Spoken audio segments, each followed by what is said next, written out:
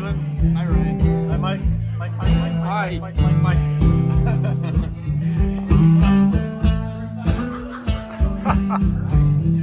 They're back after months of holiday travel and such.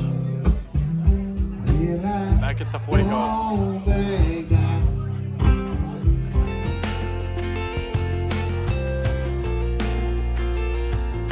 Good evening, 11:22 here on Wednesday, hump day. We'll start kind of backwards and work back. Mike's on his way out. We went over to Fuego tonight. Mike and Michael and Jeff are back, and it's been, I don't know, 6 weeks or something, 4 or 5 weeks since we last saw them over in Del Mar. Michael has a place out in Colorado. He goes out there and works remotely and kind of does a different aspect of his life and business from Colorado. So he's back, and it felt great to get over there.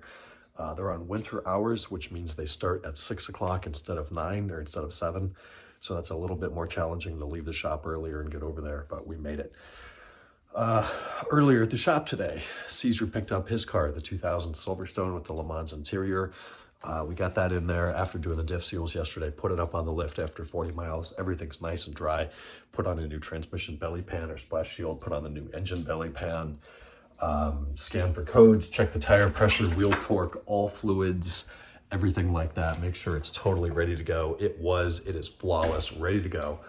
So he came and paid and picked up the car, and we got one out of there, which is phenomenal.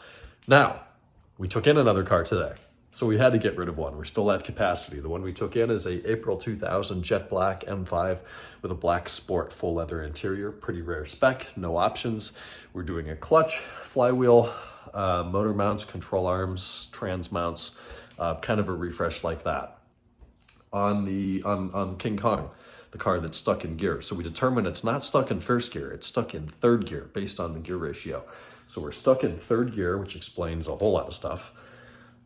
We took off the transmission today. It is an aftermarket clutch and flywheel. I do not see any obvious indication that has failed, though the entire gearbox and back of the engine and shop when we're working on this car smells like burnt clutch. With the transmission off, you could take the input shaft and jiggle it, and the output shaft and jiggle it, and the shifter selector pin thing, and hit it with a hammer and jiggle it and twist it, and it's just stuck in third gear. So I've got to do more research, see if there's anything else we can do. We're talking about a 70 or 80,000 mile car, and this is the one with the 2004 tires, so it's a low mileage car.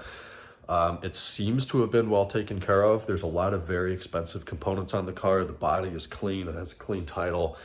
That's not to say that one bad service technician didn't get it and just beat the hell out of it, or the guy did a really hard shift and something broke and he's like, oh, I got to sell it. This thing's about to go. I don't know the circumstances, but I do know that transmission's not happy, and I have not seen this before, so it's a learning experience. We're going to work more on that tomorrow.